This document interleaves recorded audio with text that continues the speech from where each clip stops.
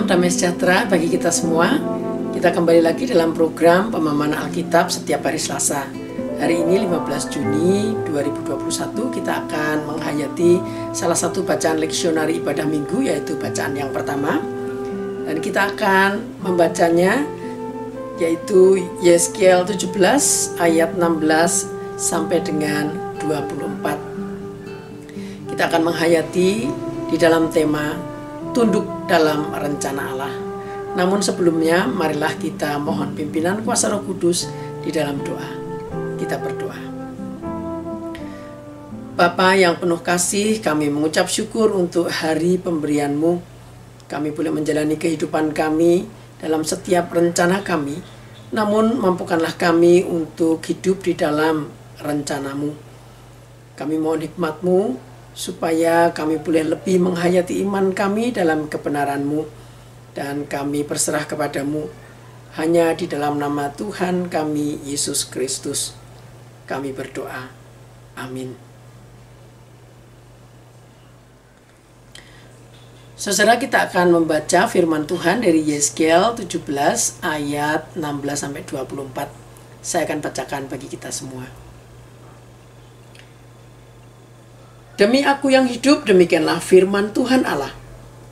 Ia pasti mati di Babel, di tempat raja yang mengangkatnya menjadi raja, karena ia memandang ringan kepada sumpah yang dimintakan raja itu daripadanya, dan mengingkari perjanjian raja itu dengan dia.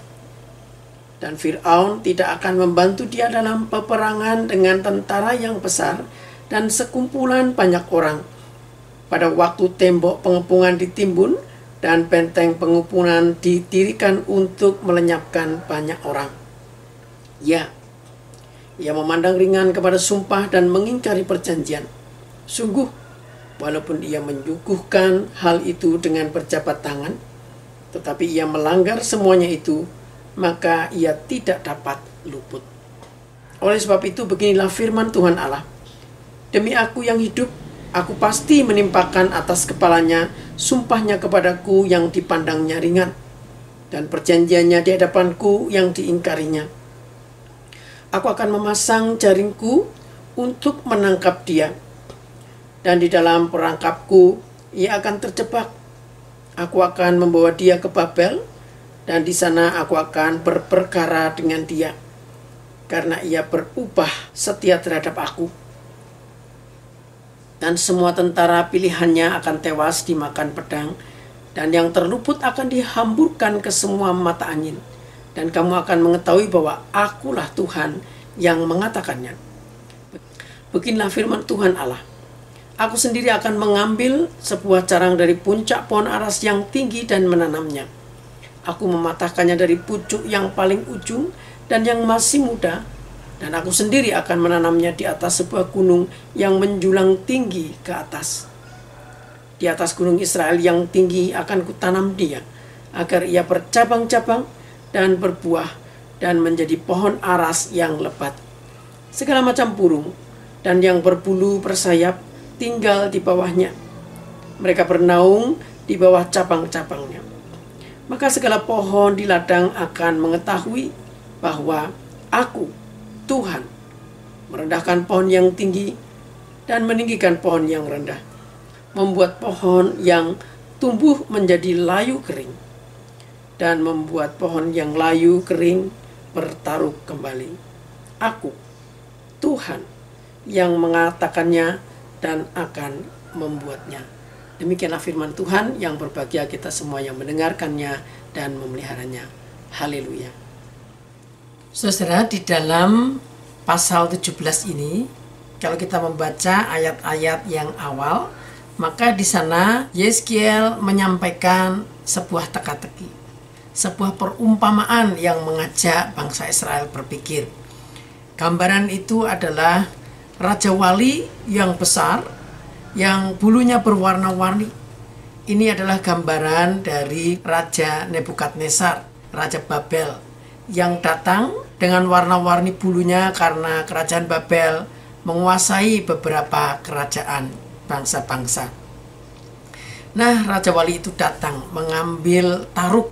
Taruk itu adalah tunas daun atau carang. Taruk itu ditanam di tempat yang berlimpah air.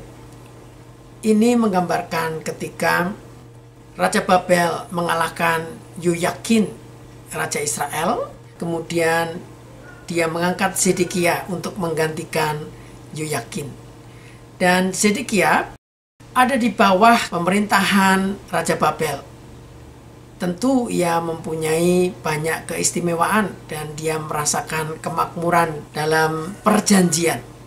Zedekia berjanji untuk tunduk kepada Raja Babel dan janji itu adalah di hadapan Allah. Janji dan sumpahnya itu di hadapan Allah. Ini merupakan bagian dari rencana Allah untuk Israel supaya ia didisiplinkan melalui kerajaan Babel. Kemudian digambarkan bahwa tunas itu tumbuh menjadi pohon anggur yang subur, kemudian memunculkan kembali taruk-taruknya, carang-carang yang baru. Zedekia di dalam kemakmuran, di dalam kebaikan-kebaikan, tentu juga di dalam sebuah tanggung jawab kepada kerajaan Babel. Namun kemudian ia melihat sesuatu yang lain dan merencanakan sesuatu untuk memberontak kepada Babel. Di sana digambarkan ada burung Raja Wali yang lain, yaitu Raja Mesir, Fir'aun, yang diharapkan akan memperoleh manfaat menjadi lebih baik lagi bagi Zedekia. Tetapi ia sudah berkhianat, ia melanggar sumpahnya. Oleh karenanya, Yeskel menyampaikan teguran melalui surat ini bahwa Allah tidak menyetujui rencana Zedekia itu dan Yerusalem akan kembali dihancurkan oleh angin timur. Gambaran bahwa kerajaan Babel akan menghabisi Zedekia. Pasukan-pasukannya akan habis semua dibabat oleh pasukan kerajaan Babel. Babel letaknya adalah di sebelah timur Yerusalem, yang digambarkan sebagai angin timur yang akan mencelakakan. Nah, saudara, sekalipun Raja Babel sudah mengambil taruk tunas untuk ditanam tumbuh menjadi baik, yaitu pohon-pohon anggur yang berbuah baik adalah gambaran Zedekia, tetapi kemudian pohon anggur itu mati. Tetapi Tuhan sendiri tetap membangun rencananya. Sekalipun Zedekia mengingkari janjinya, tetapi Tuhan tetap setia pada janjinya. Ia tidak akan melenyapkan keturunan Daud. Nebukadnezar digambarkan seperti burung Raja Wali yang mengambil tunas dan menanamnya dan tumbuh baik, tetapi kemudian mati. Rencana untuk mempertahankan keturunan Daud nampaknya musnah karena Raja Babel marah terhadap pengkhianatan Zedekia. Namun Tuhan sendiri menyatakan bahwa ia akan tetap memenuhi janjinya untuk mempertahankan keturunan Daud. Allah sendiri yang akan mencabut tunas dari puncak pohon aras, kemudian dia akan membawanya ke gunung yang tinggi dan menanamnya di sana. Di dalam rencana Allah, maka keturunan Daud akan tetap terpelihara. Pohon aras yang ditanam di atas puncak gunung itu akan bertumbuh subur dan akan ada banyak burung-burung bersayap bersarang di atasnya. Itu adalah gambaran bahwa harapan bagi seluruh dunia tetap dipertahankan melalui bangsa Israel dalam rencana Allah. Nah, saudara, Allah akan bertindak.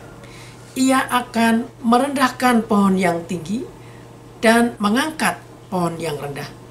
Ia bisa untuk membuat pohon yang tadinya tumbuh segar menjadi layu kering, tetapi pohon yang sudah nampak kering dan mati kemudian tumbuh kembali taruknya segar, kemudian menjadi besar. Maka saudara, ini adalah gambaran yang penting dalam kehidupan kita. Dalam setiap rencana kita, kita perlu memperhatikan kehendak Allah. Karena jika tidak sesuai dengan kehendak Allah, maka semuanya bisa musnah. Kita perlu sadar bahwa seluruh kehidupan ini Tuhanlah yang menentukan. Maka saudara, kita bisa belajar dari firman Tuhan hari ini, bagaimana Zedekia menyusun rencananya, tetapi ia telah mengabaikan sumpahnya di hadapan Allah. Dia mengingkari janjinya. Kita perlu belajar untuk menyusun rencana selalu di dalam rencana Tuhan. Kiranya ini bisa menjadi bekal bagi kita semua untuk menjalani kehidupan kita dalam rencana-rencana yang baik dan diberkati. Kita akan bersama membahasnya di dalam grup info GKI Tegal Rejo Salatiga. Selamat menghayati iman kita di dalam Tuhan. Tuhan